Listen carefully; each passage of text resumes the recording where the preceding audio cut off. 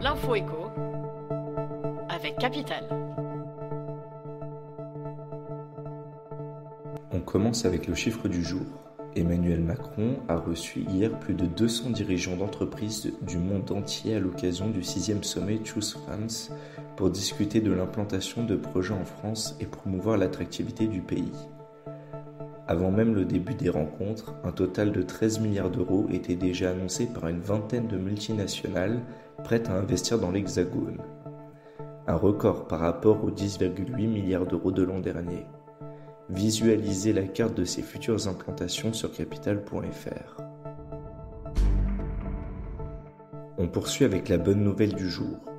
En raison des nouvelles conditions fixées pour bénéficier des subventions au titre de la PAC 2023-2027, certains agriculteurs ne pouvaient plus percevoir les aides de la politique agricole commune.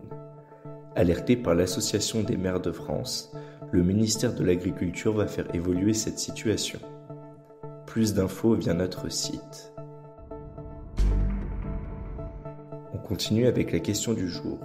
Confirmant la position de Gabriel Attal, ministre chargé des comptes publics, Emmanuel Macron a annoncé ce lundi 15 mai vouloir baisser les impôts pour les classes moyennes d'ici à la fin de son quinquennat. François Escale, ex-magistrat à la Cour des comptes, exprime toutefois ses doutes sur la capacité de l'exécutif à tenir cette promesse au regard de l'état actuel des finances publiques. Une prise de position à retrouver sur capital.fr.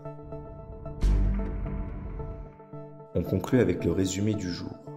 Le gouvernement a transmis aux partenaires sociaux une première version de son projet de loi pour une nouvelle société du travail et de l'emploi, dont Capital a obtenu une copie.